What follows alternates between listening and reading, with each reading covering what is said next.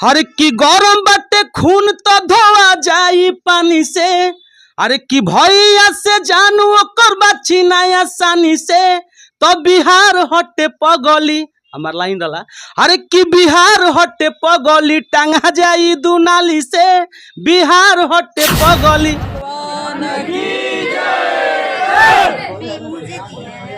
नमः पार्वती पते। सिंगर आते होंगे दूर दराज से, यहाँ पे आ सकते हैं और यहाँ पे गाने गा सकते हैं। देख सकते हैं वोकल रूम की कुछ इस तरीके से तस्वीर है। बाकी आप इस वीडियो के बारे में साफ क्या खाड़े दुआरिया भवानी मैया खोला ना हो के बार। भवानी मैया खोला ना हो के। तो नमस्कार, आप अभी देख रहे हैं भोजपुरी का सबसे बेहतरीन न्यूज चैनल तिलक न्यूज। तिलक न्यूज का टीम अभी स्वामी विश्वामित्र की धरती बक्सर में, और बक्सर में काफी बेहतरीन रिकॉर्डिंग स्टूडियो खुल गया है। जी हाँ, अब भोजपुरी के जो भी लोग कलाकार बनना चाहते हैं उनको दूर नहीं जाना है, बल्कि स्वामी विश्वामित्र की धरती बक्सर से जो लोग है सीधे आ सकते हैं डुमरांव में। जी हाँ, डुमरांव रेलवे स्टेशन के पास में यह स्टूडियो खुला है और आज ही ओपनिंग था। दिखाइए एक बार श्री शिवाय रिकॉर्डिंग स्टूडियो डुमरांव, और यही रिकॉर्डिंग स्टूडियो खुल चुका है। सुपरस्टार कलाकार इधर लाइए, दिखाइए एक बार विकास विद्यार्थी जी का यह स्टूडियो, और ये स्टूडियो ओपन हो चुका है।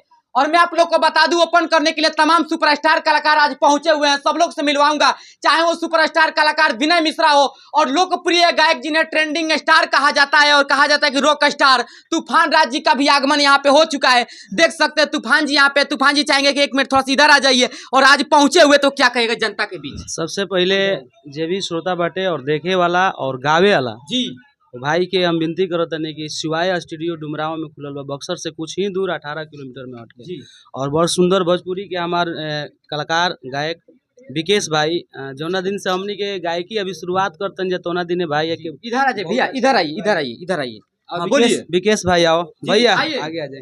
आइए इधर आइए। अरे आओ ना, कहला जाता। आइए आइए, इधर आइए, दिखाइए इधर इधर। यहाँ आइए, आइए, बोलिए भैया। और बड़ भैया के हमनी के आशीर्वाद हरदम मिलेला, और यहाँ के सौजन्य से आज स्टूडियो के ओपनिंग में हमनी के आइल बनी जा। और बड़ बढ़िया लागल बाटे कि तमाम हमनी के क्षेत्रीय कलाकार सभी सुपरस्टार जुटल बाटे। छोट हो चाहे बड़, हमनियों के एगो छोटे कलाकार बनी जा। आजीवन छोट बन के हमनी के प्यार पावे के चाहत रहेला। बहुत अच्छा स्टूडियो हमनी के शिवाय स्टूडियो के ओपनिंग में बनी जा। और जे भी हमनी के वीडियो क्लिप के माध्यम से देखा था, कलाकार बंधु से निवेदन बाटे कि आप सब शिवाय स्टूडियो में जरूर डुमरांव में आई जा, स्टूडियो के देखी जा। बहुत ही सुंदर स्टूडियो बाटे, छोटा बा वकील दिल बहुत बड़ा बा भाई हमारे विकेश के।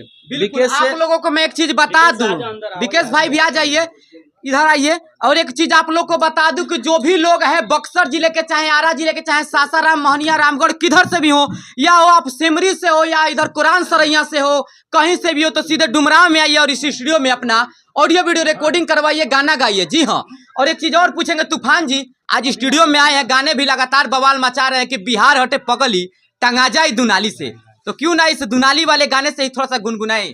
देखिए आज सबसे पहले हमनी के स्टूडियो को ओपनिंग में बाइल जा, और ओपनिंग में सभे लोग जुटल बाटे। गीत गौनाई हमनी के होई, पहले हमनी के ओपनिंग कर लिहल जा, ओकरा बाद वाइट सरोरा के अच्छा दिहल जा। बिल्कुल बिल्कुल। लेकिन आपका यह जो गाना है, ये गाना बहुत ट्रेंड कर रहा है, सब लोग रील बना रहे हैं और लगभग 3 लाख से ज्यादा रील बन गया, तो क्या कहिएगा। देखिए सब श्रोता के प्यार बटे, और हमनी के एगो आम इंसान कलाकार बने जा, और सबके चाहत रहेला कि जब हमनी के मेहनत करते जा तो अच्छा हमनी के रिस्पांस मिले। और कुछ भोजपुरी के अभी कहानी गड़बड़ाइल बा, बाकी कोनो बात नहीं, यही में कुछ ना कुछ हमनी के बाजत रहेला। और फिलहाल बाजल हटे बिहार हटे पगली, और माइनस प्लस में ठेकौला कमरिया के दर्द भी बाजल हटे शिल्पी राज के साथ में। बहुत अच्छा लागल हटे। यही तरह फिर हमनी के शिवानी के साथ में भी ब्लास्ट गीत आवे वाला बड़ी से सब। बिल्कुल, शिवानी सिंह पे भी चर्चा होगा, लेकिन अभी स्टूडियो पे ही चर्चा होगा कहीं ना कहीं। भैया एक बार चाहेंगे कि बिहार हटे पगली थोड़ा सा गुनगुना दिए ताकि माहौल बन जाए, क्योंकि यह बिहार है और बिहार का साक्षात बाघ जिला बक्सर कहा जाता है, तो बक्सर में स्टूडियो ओपन हुआ है, तो अब इससे खुशनसीबी बात क्या कहा जा सकता है। अपन बस एगो हम लाइन सुनाई, ज्यादा तो हम नहीं गा सकते से कि बहुत सारा अभी काम है। बिल्कुल बिल्कुल। लइका के लाइन रहा, हर की गरम बाटे खून तो धोआ जाई पानी से। अरे की भैया से जानू ओकर बाची ना आसानी से। तो बिहार हटे पगली हमार लाइन डाला। अरे की बिहार हटे पगली टांगा जाई दुनाली से। बिहार हटे पगली। मतलब आप ये गाना गा करके जितने भी लड़के हैं उन लोग को रंगदार बनाना चाहते हैं। अरे बिहार के लड़का तो यही तरह रंगदार रहेला सन, बहुत जबरदस्त बिहार के ऊपर गाना आवत है। बिहार ऐसे ऐसे भड़काऊ गाना लाते हैं। देखिए ऐसा बात नहीं है, हर घर में ऐसा एगो होके के चाहिए रंगदार लड़का के। आजकल जरूरत बनाते कहाँ बेटी बहन केहू के अस्थिर हो पावत तरी सन, केहू के मान ली कैसन जुलूम शासक ऐसा देश में हो रहा बा, हमनी के बिहार में हो रहा बा, तो घर में तो एगो रंगदार के पैदा जरूरी बाटे। अच्छा, तब मतलब रंगदारे रहेगा तो मतलब बिहार चलेगा। बिहार शिक्षा उक्षा क्षेत्र में आगे नहीं मैं रंगदार कहे शिक्षा के बारे में तो हम ऐसा को बना कने की अब रंगदार के बनेला, पागल आदमी रंगदार बनेला कि काले मरल से काले ठोका जाई, पढ़िए लेकिन रंगदार के बनेला। मतलब आप अपने गाने के माध्यम से जो भी लोग हैं उनको रंगदार बनाना चाहते हैं। अपना घर खातिर रंगदारी भी जरूरी बाटे, अपन घर चलावे खातिर रोजगारी भी जरूरी बाटे। घर घर में रंगदार के भी अपन चाहत बा, कहे से कि अगर घर के सुरक्षित रखे के बा, बेटी बहन के बहरी लिया जाए के बाटे, परिवार के साथे रहे के बा, तो रंगदार भी बनल जरूरी होता। बिल्कुल देख सकते हैं अभी, लेकिन बिहार में सुशासन बाबू की सरकार है, नीतीश कुमार की सरकार है, तो आपको घबराने की बात नहीं। इधर आइए, थोड़ा इधर आइए, दिखाइए, इधर आ जाइए, थोड़ा सा शॉर्ट को लगाइए।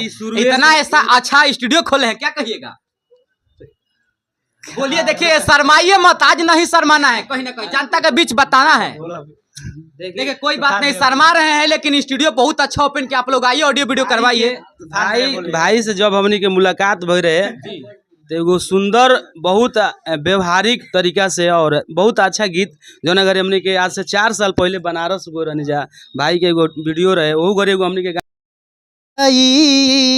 के करा में बाबू रही हैं, के करा में माई, के करा में बाबू रही हैं, के करा में माई, के करा में बाबू रही हैं। विशाल आज पहुंचे हुए हैं, क्या कहिएगा विशाल जी? और बहुत अच्छा लगा था, और ये हमारा घर के स्टूडियो बा, ये कोई दूसरा की चीज़ के बना बा, और ये बहुत खुशी के बात बा कि हमारे पंचायत के मुखिया जी जबकि राकेश पासवान जी मुखिया जी बानी हमारे प्रेजेंट के, और माई से करम निहोरा बाबा परमेश्वर आशा कि भैया हमारे 1 साल का बार बार जीतत रही, और ऐसा ऐसा हमनी के भोजपुरी इंडस्ट्री में तमाम स्टूडियो आवत रही। बिल्कुल, आप एक बार इधर आइए और स्टूडियो का थोड़ा लुक दिखाइए। इधर आइए, इधर आइए, एक बार आइए, इधर आइए, इधर आइए, दिखाइए स्टूडियो को, दिखाइए अंदर आइए, दिखाइए थोड़ा सा, इधर आइए। ये देख सकते हैं यही रिकॉर्डिंग स्टूडियो है, और आप लोग यहाँ आइएगा तो देख सकते हैं इस तरीके से रिकॉर्डिंग स्टूडियो है। यहाँ पे म्यूजिक, यहाँ पे देखिए सिंगर जी भी बैठे हुए हैं, क्या कहिएगा? आप तो बोली नहीं, शर्मा रही है, क्या बात है? कुछ नहीं, बात कुछ नहीं है जी, सब लोग इधर घूम जाइए थोड़ा सा, बोलिए। श्री शिवाय स्टूडियो में सब लोग आया है, हम लोग भी आए हैं। आज ओपनिंग में पहुंची हुई है, तो क्या कहिएगा? कहना क्या है, इस स्टूडियो से ब्लास्ट गाने आएंगे एकदम, क्यों नहीं आएंगे भाई? यानी भोजपुरी में बवाल मचने वाला है अब एकदम। वाह, देखिए आइए वोकल रूम की एक बार तस्वीर दिखा दूं मैं आप लोग को कि सिंगर जो भी होंगे, जो कि सिंगर आते होंगे दूर दराज से, यहाँ पे आ सकते हैं और यहाँ पे गाने गा सकते हैं। देख सकते हैं वोकल रूम की कुछ इस तरीके से तस्वीर है। बाकी आप इस वीडियो के बारे में क्या सोचते हैं, शिवाय रिकॉर्डिंग स्टूडियो के बारे में क्या सोचते हैं, कमेंट में अपना राय दीजिएगा। बाकी मिलते हैं किसी और वीडियो में, तब तक के लिए जय हिंद।